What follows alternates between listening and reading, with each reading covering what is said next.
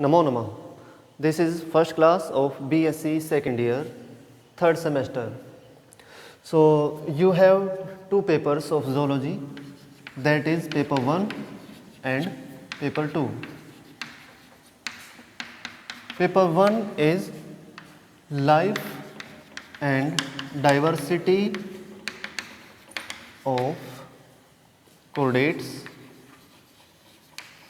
1, and paper 2 is mammalian physiology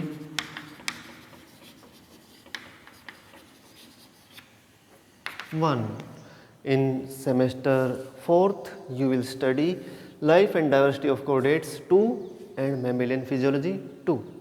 So we start from this life and diversity of chordates 1. In the earlier classes, during your BSc first semester and second semester, you have studied the major phyla of invertebrates, and you also studied protist that belongs to kingdom Protista, that is protozoa. Proto means first, zoa means animals, first animals, and the example was Plasmodium. So protozoa, इसका example आपने पढ़ा Plasmodium. And the animal kingdom starts from Porifera. These are the pore-bearing animals. Example and type study was cycone in your first semester. Then comes the Coelenterata, also known as Cnidaria, and the example you studied was Obelia colony. उसके बाद protozoa Porifera Coelenterata, उसके बाद आपने पढ़ा platyhelminthes, एस्केल्मिन्थिस,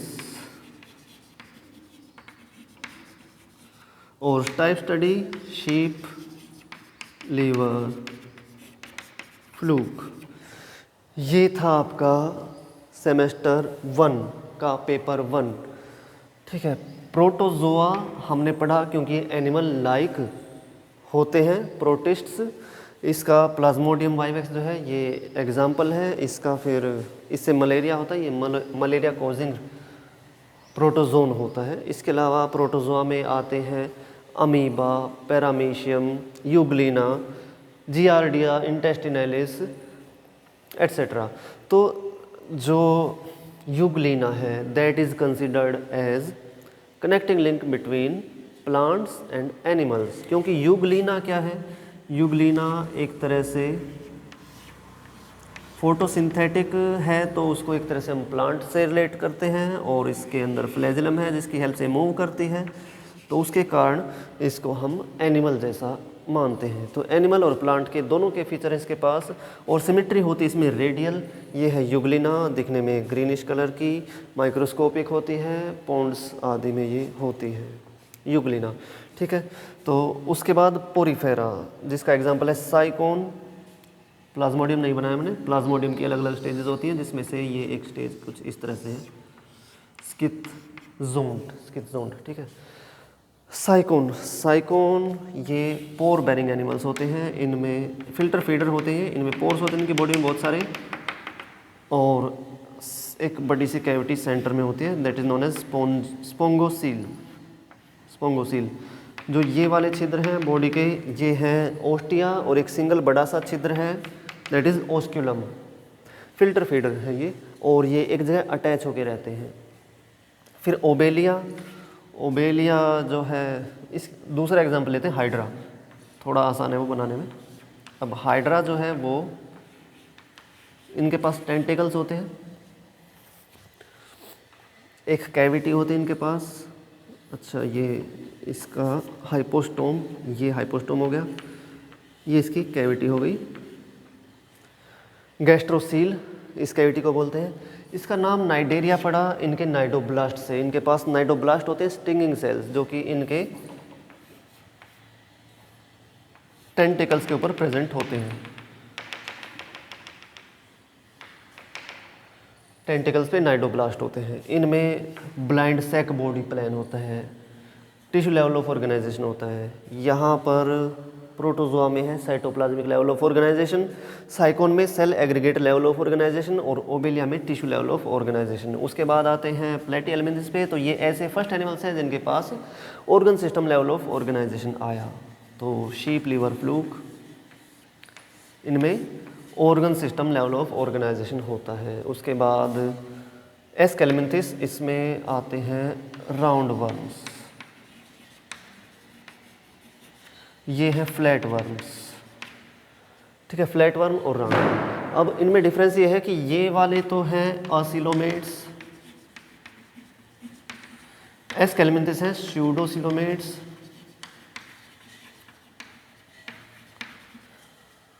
ये difference है। उसके बाद आते हैं एनिलिड्स, तो वो ट्रू सिलोमेट्स होते हैं। सिलम यानी कि कैविटी, बॉडी कैविटी, प्लेटिहेल्मिन्थिस के पास नहीं होती body cavity, true body cavity. Aschelminthes के पास सिंगल लेयर होती है, 2 लेयर नहीं होती, और एनिलिड्स में 2 लेयर होती हैं, मेसोडर्म से डिराइव, और वो जो 2 लेयर हैं उनके बीच में फ्लूइड होता है जिसके कारण फ्रिक्शन नहीं होता बॉडी ऑर्गन्स में। तो ट्रू कैविटी होती है एनिलिड्स से शुरू, ठीक है। ये सब पढ़ा आपने बीएससी फर्स्ट सेमेस्टर में। उसके बाद सेकंड सेमेस्टर, इसके ऊपर ही लिख देता हूँ, सेकंड सेमेस्टर आपका स्टार्ट हुआ एनिलिडा से, जिसका एग्जाम्पल आपने पढ़ा अर्थवर्म,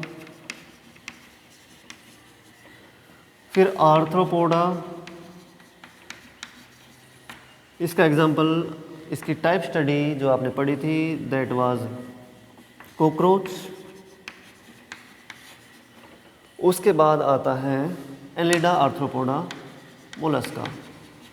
मोलस्का का एग्जाम्पल आपने पढ़ा पाइला ग्लोबोसा। उसके बाद एकिनोडर्मेटा, एकिनोडर्मेटा का एग्जाम्पल सी स्टार। और फिर आपने पढ़ा हेमिकोर्डेटा, हेमिकोर्डेटा का एग्जाम्पल बेलेनोग्लोसस। एनिलिडा यानी कि अर्थवर्म, इसका एग्जाम्पल अर्थवर्म। एनिलिडा ये ट्रू सेगमेंटेड वर्म्स होते हैं, first animals to develop circulatory system. Annelids इन सभी में कैसी है, बाइलेटरल सिमेट्री। एनिलिडा में बाइलेटरल सिमेट्री है, आर्थ्रोपोडा में बाइलेटरल सिमेट्री है, मोलस्का में शुरू में बाइलेटरल होती है, बाद में वो ट्विस्ट हो जाते हैं तो एसिमेट्रिकल हो जाते हैं कुछ गैस्ट्रोपोड्स। एकिनोडर्मेटा, इसमें पेंटा रेडियल सिमेट्री होती है, इसके लार्वा में बाइलेटरल सिमेट्री होती है। और हेमिकोर्डेटा, इसमें भी बाइलेटरल सिमेट्री होती है। लेवल ऑफ ऑर्गेनाइजेशन, इसके बाद से सभी का जो लेवल ऑफ ऑर्गेनाइजेशन है वो है organ system level of organisation. Body plan की बात करें तो यहाँ से होता है tube within a tube body plan शुरू, यहाँ से, और सभी का tube within a tube body plan. Platyhelminthes का, सिलेंट्रेट्स का, इनका बॉडी प्लान है ब्लाइंड सेक बॉडी प्लान, और पोरीफेरा में सेल एग्रीगेट बॉडी प्लान होता है, और लेवल ऑफ ऑर्गेनाइजेशन भी वही होता है। प्रोटोजोआ में साइटोप्लाज्मिक लेवल ऑफ ऑर्गेनाइजेशन, और बॉडी प्लान जो है वो साइटोप्लाज्मिक ही कहेंगे उसको, या फिर सेलुलर बॉडी प्लान कहेंगे। सेलुलर, एक सेल के ये बने होते हैं, सिंगल सेल के प्रोटोजोन्स। सिमेट्री में अलग अलग तरह की पाई जाती है, एसिमेट्रिकल भी होते हैं, रेडियल सिमेट्री भी होती है, बाइलेटरल भी होती है। जियार्डिया में बाइलेटरल है और इसमें रेडियल है, यूग्लिना में, अमीबा में, अमीबा एसिमेट्रिकल होती है, ठीक है। ये सब आप पढ़ चुके हैं। तो इन सब को, अच्छा, एनिलिडा के बाद आर्थ्रोपोडा, जिसका एग्जाम्पल कॉकरोच है, इसमें भी वही सब कैरेक्टर्स। इसमें अलग क्या है, इसमें यहाँ पर एनिलिड्स में तो इनकी जो बॉडी वॉल है उस पर कोलेजन की क्यूटिकल होती है। यहाँ पर आर्थ्रोपोड जो है इनमें क्यूटिकल होती है काइटिन की, तो इनमें वाटर लॉस नहीं होता। एनिलिड्स यदि धूप में जाएंगे तो ये मर जाएंगे। आर्थ्रोपोड जो है ये सबसे बड़ी फाइलम है, ये हर जगह फैले हुए हैं। धरती में, आसमान में, आकाश में, या फिर कहें ये मरीन भी हैं, एक्वेटिक फ्रेश वाटर भी हैं, टेरेस्ट्रियल भी होते हैं, अर्बोरियल भी हैं और एरियल भी हैं, और पैरासाइट भी हैं, आर्थ्रोपोड्स। तो सभी तरह की हैबिटेट इन्होंने कवर कर रखी है। मोस्ट सक्सेसफुल फाइलम है ये आर्थ्रोपोडा। और आज जो हम जी रहे हैं in the age of arthropods, not the age of in humans. हम ह्यूमन नहीं हैं, हम इन ह्यूमन हैं। ह्यूमन का एक भी गुण हमारे अंदर आज के समय नहीं है। पोल्यूशन इतना करते हैं, सब कुछ प्रकृति के इतना अगेंस्ट करते हैं, उसको बर्बाद करने पे तुले हुए हैं कि अपनी आने वाली जनरेशन को हम नर्क देकर जाएंगे। और वो बस उनकी लाइफ एकदम बहुत ही बुरे स्तर की होगी, हमारी नेक्स्ट जनरेशन की। वो जहाँ भी जाएंगे वो पोल्यूशन को समझे कि ये तो ऐसा ही होता है, हर जगह पॉलीथीन के ढेर लगे होते हैं, उनके लिए सब नेचुरल हो जाएगा। जबकि हमने जो है देख रखा है वो एकदम अच्छी ग्रीनरी और स्वच्छ गांव देख रखे हैं हमने। पर आज के समय हर गांव में 10, 15, 20 साइट ऐसी मिल जाएंगी जहां पर पॉलीथीन का ढेर लगा हुआ, उसके अंदर ऑर्गेनिक मैटर पैक कर करके फेंक देते हैं, उससे दुर्गंध आती रहती है। कुछ और अधिक समझदार उसमें आग भी लगा देते हैं ताकि वो टॉक्सिक धुआं हर जगह फैल जाए, हर कोई सूंघे, कर्मों का फल मिले हर किसी को। कि पॉलीथीन तो हर कोई यूज़ करता है, तो वो जब जलेगी तो उससे जो टॉक्सिक गैसेज निकलेंगी सभी को मिलनी चाहिए वो। चलिए, एनलिडा, आर्थ्रोपोडा, मोलस्का, जिसका एग्जांपल पाइला ग्लोबोसा है, ये सॉफ्ट बॉडीड एनिमल्स होते हैं। एक्नोडर्म्स, स्पाइनी स्किन और हेमिकोडेट्स। इसको हाफ कोडेट क्यों कहा गया, ये थोड़ा आगे जब हम पढ़ेंगे तब समझेंगे। ठीक है, तो किसी भी फाइलम के नाम से कोई यदि उसका मीनिंग पूछे तो आप क्या कहेंगे? Porifera, pore bearing animals. Coelenterata या नाइडेरियंस, जिनके पास नाइडोब्लास्ट हो। Platyhelminthes, flat worms. Aschelminthes, round worms. Annelids, true segmented worms. Arthropods, jointed legs. Molluscs, soft bodied animals. Echinoderms with spiny skin. और हेमिकोडेट्स, हाफ कोर्डेट्स। कौन कौन से 2 character हैं इनके पास कोर्डेट्स के? तो एक तो इनके पास डोर्सल होलो नर्व कोड होती है, इनके पास वेंट्रल नर्व कोड भी होती है और डोर्सल भी होती है, दोनों तरह की नर्व कोड हैं और वो आपस में कनेक्टेड भी होती है, इसलिए इसको हेमिकोडेटा कहा गया है। और इसके पास गिल स्लिट्स भी होते हैं। और जो रेस्ट 2 फीचर हैं, बेसिक फीचर कोर्डेट्स के, वो इसके पास नहीं है, ना तो इसके पास नोटोकोड है और ना ही इसके पास पोस्टनल टेल है। तो अब आगे हम चलते हैं। We will start the syllabus of BSc 3rd semester from Introduction to Core Data.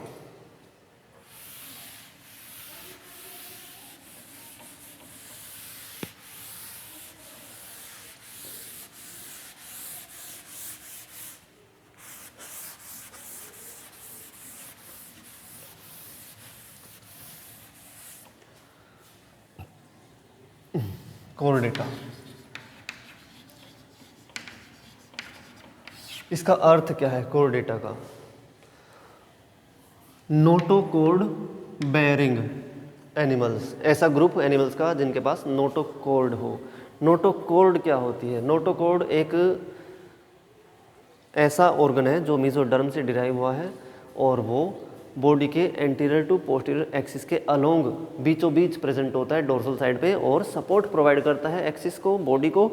इसके अलावा मसल्स भी उससे अटैच होती हैं ताकि वो एनिमल मूव कर सके। हम भी कोर्डेट्स हैं, तो हमारे अंदर कभी थी नोटोकोड, अब नहीं है, मतलब इन एम्ब्रियो प्रेजेंट थी, बाद में वो रिप्लेस हो जाती है वर्टिब्रल कॉलम से। तो हम 4 बेसिक फीचर पहले पढ़ते हैं कोर्डेट्स के। उसके लिए हम बनाते हैं एक बॉडी प्लान।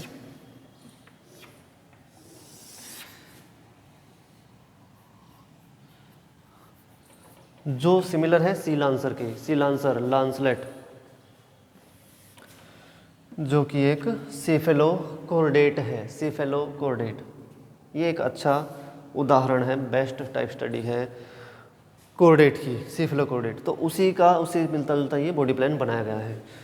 किसी भी एनिमल के 3 बॉडी एक्सिस होते हैं, एंटीरियर टू पोस्टीरियर यानी कि हेड टू टेल, और dorsum to ventrum, dorsal to ventral, back to belly, और तीसरा लेफ्ट टू राइट, ये लेफ्ट और ये right, left to right axis.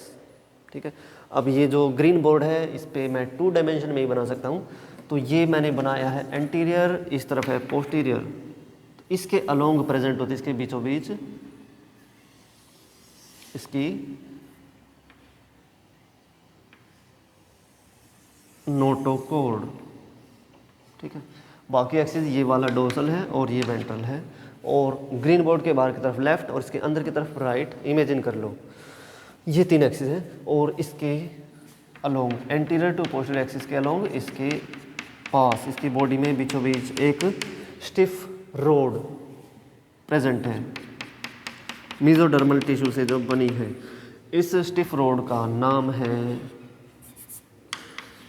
नोटोकोर्ड। तो कोर्डेट्स का पहला बेसिक फीचर है प्रेजेंस ऑफ नोटोकोर्ड, ये है नोटोकोर्ड। दूसरा फीचर, क्या हम भी कोर्डेट्स हैं? हाँ हैं। क्या हमारे अंदर भी नोटोकोर्ड है? अब नहीं है, इस स्टेज में एम्ब्रियोनिक डेवलपमेंट के दौरान बनती है वो, पर बाद में रिप्लेस हो जाती है। दूसरा जो फीचर है वो है डोर्सल होलो नर्व कोर्ड।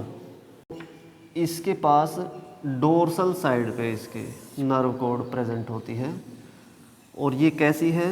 ये होलो है और सिंगल है, सिंगल होलो डोर्सल नर्व कोर्ड। जबकि इससे पहले हमने कुछ एनिमल्स पढ़े, फॉर एग्जांपल अर्थवर्म।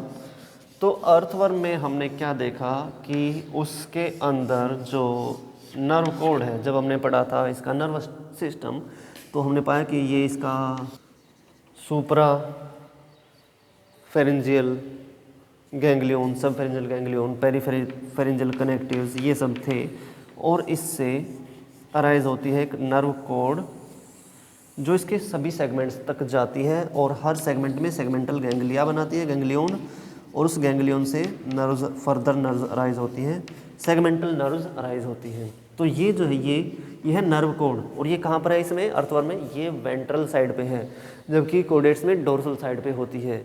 ये सिंगल है, सॉरी, ये सॉलिड है और ये होलो है। ये डबल है, इसको जब हम सेक्शन में देखते हैं ऐसे काट के, तो 2 नर्व कोड्स एक्चुअल में ये फ्यूज्ड हैं टुगेदर। तो ये डबल है, सॉलिड है, ये सिंगल है, होलो है, अपोजिट है, ये वेंट्रल है, ये डोर्सल है। तो ये कैरेक्टर इनमें अपोजिट है, इनवर्टिब्रेट्स में और कोर्डेट्स में, या फिर कहीं नॉन कोर्डेट्स और कोर्डेट्स में। ठीक है, तो ये होगा इसका दूसरा feature, dorsal hollow nerve cord. तीसरा जो फीचर है that is pharyngeal gill slits.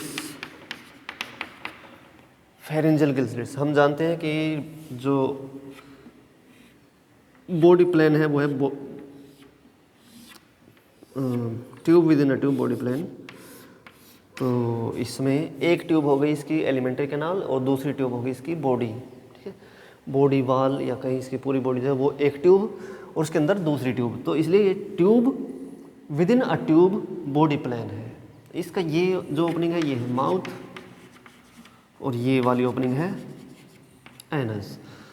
अब माउथ के बाद ये आती है ओरल कैविटी, और उसके बाद आता है फेरिंग्स।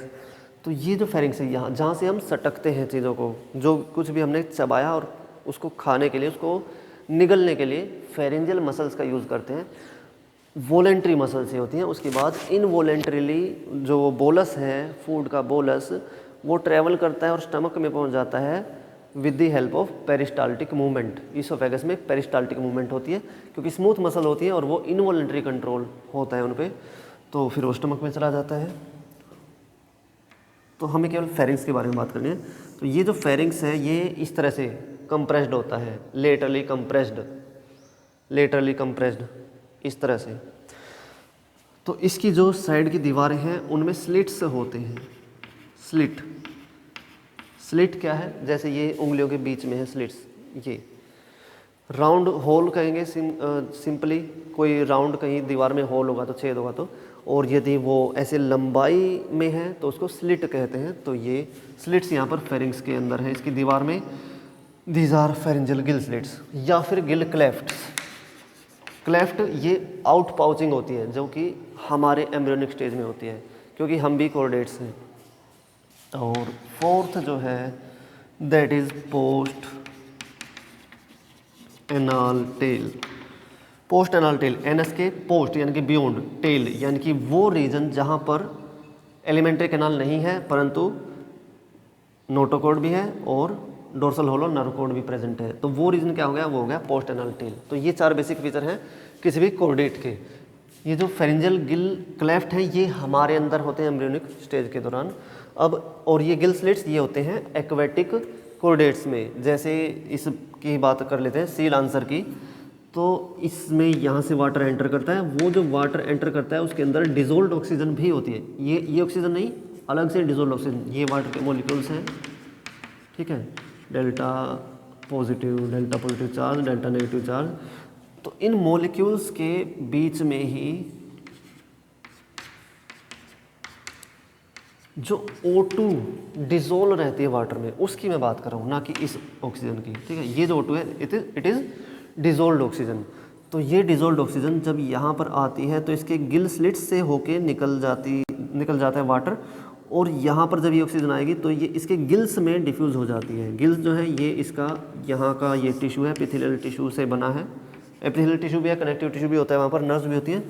तो उन गिल्स के अंदर ये ऑक्सीजन डिफ्यूज़ हो जाती है और यहाँ पर टिश्यू के अंदर जो CO2 है वो डिफ्यूज़ होकर वाटर में डिज़ोल्व हो जाती है। और फिर वो वाटर जो जिसके पास अब CO2 है वो एक पोर के थ्रू, जिसको एट्रियोपोर कहते हैं, वहाँ से निकल जाता है। ऐसे ही आपने फ्रेश वाटर फिश देखी होगी, वो लगातार अपने मुंह से पानी को अंदर लेती रहती है, परंतु वो उसको पीती नहीं है क्योंकि वो पिएगी तो वो फट जाएगी, क्योंकि हाइपोटोनिक सॉल्यूशन में रहती है वो फिश। ये हम बात करेंगे एक्सक्रीशन एंड ऑस्मोरेगुलेशन जब हम पढ़ेंगे तब, ठीक है। तो ये 4 बेसिक फीचर हो गए कॉर्डेट्स के। पहला प्रेजेंस ऑफ नोटोकॉर्ड, दूसरा डोर्सल होलो नर्वकॉर्ड, तीसरा फेरिंजियल गिल स्लिट्स और चौथा post anal tail. These are the 4 basic features of chordates.